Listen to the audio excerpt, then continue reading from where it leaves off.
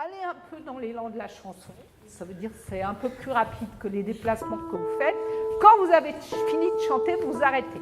Vous y êtes? Allons-y. Allons-y. Les garçons, un peu de dynamique.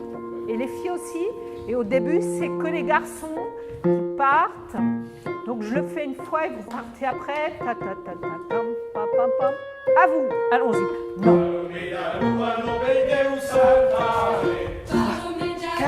Hop, et je jette, bla bla bla bla, et je rebalance.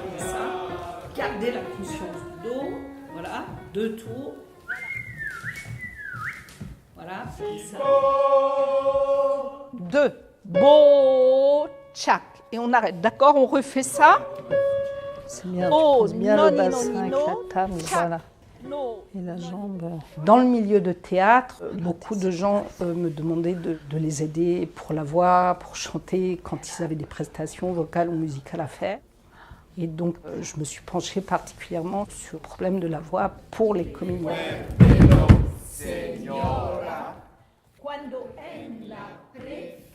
On va repenser les yeux derrière la tête, on va repenser aux 2 pieds. Ce qui m'importe dans ce travail, c'est d'essayer de détourner les gens avec qui je travaille de la volonté de chanter et surtout de la volonté de bien chanter.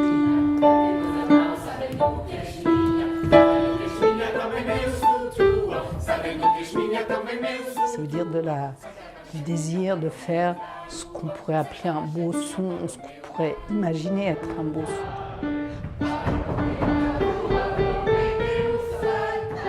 Et ce qui m'intéresse plus, c'est de chercher à ce que les gens puissent trouver une ouverture interne qui permette une fluidité de circulation à l'intérieur du corps, ce qui est à mon avis beaucoup plus garant justement d'un beau chant ou d'un chanter librement, sans effort, avoir un maximum de plaisir à sa voix et au fait de se mettre à chanter.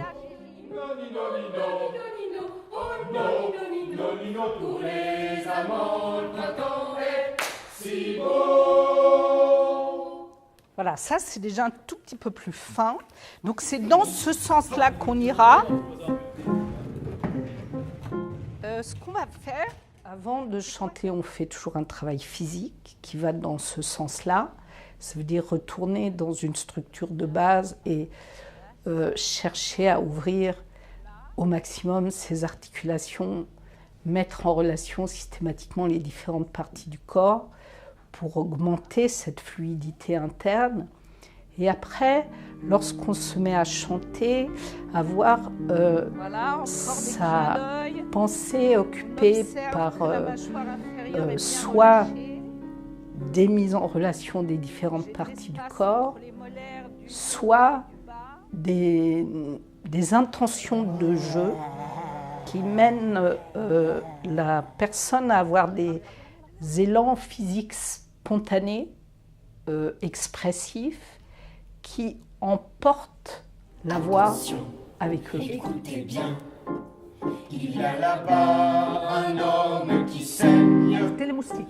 Qui va générer une voix plus ouverte et expressive toujours. Tout autour, des hommes plongent. Ça avec le doigt, pas comme ça, tiède et sortez tank et canon appelés. Voilà. Ce qui me semble particulièrement important aussi dans ce travail, c'est le travail d'une mémoire globale. Ça veut dire que lorsqu'avec un groupe, j'aborde un certain répertoire, par exemple des chants populaires de différents pays, dans différentes langues, je ne vais jamais distribuer de partition et on va travailler dès le départ, après l'échauffement physique, sur des vocalises où j'inclus le texte des chants que l'on va interpréter après. Ces phrases de texte, on va les répéter de très nombreuses fois, chaque fois avec des demandes différentes, des demandes d'expression, de déplacement dans l'espace, de jeu entre les différentes personnes. ou d'attention particulière à son propre mouvement ou à son corps.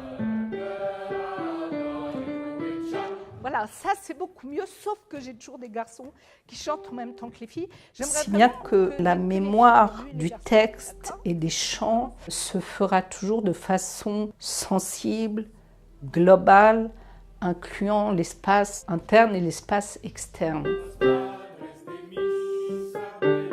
Ce qui fait que, par exemple, dans l'atelier que je fais là à l'ENSAT, les gens qui viennent voir le concert final me disent « mais on voit des corps chantants, on ne voit pas des gens qui interprètent juste des chants, ce sont des corps qui se mettent à chanter ». Et je pense que c'est l'ensemble de la démarche, depuis la première minute de travail jusqu'à la fin, qui a pour résultat ces corps chantants. En plus, dans une humeur toujours très joyeuse. La notion de plaisir, pour moi, est extrêmement importante parce que le plaisir donne envie d'ouvrir, d'être généreux, d'avoir cette... ouvre un charisme aussi de l'interprète.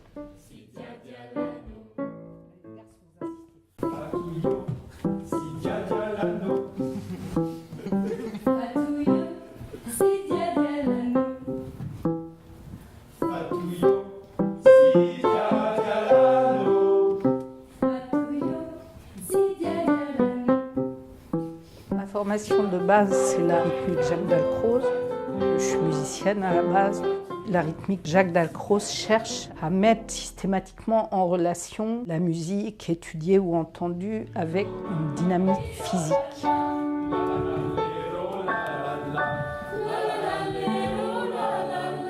Il se trouve que j'ai chanté d'abord dans des bistrots, ensuite j'ai étudié beaucoup le lied allemand avec un maître viennois. Et puis après, j'ai rencontré le milieu du théâtre. Je me suis mise à faire de la musique au théâtre. Et après, j'ai aussi étudié la technique Alexander. Et j'ai l'impression que ce que je fais est un résultat de cette rencontre entre le théâtre, la voix, la rythmique Dalcroze et la technique Alexander. Tu as des yeux derrière la tête très loin, et qui sont très loin l'un de l'autre. Par exemple, ça aide beaucoup, de façon très subtile, à ouvrir cette zone entre le haut du dos et la tête. Voilà, c'est bien. En fait, c'est le parcours professionnel que j'ai fait, un peu par hasard. Je veux dire, tout ça a été très intuitif.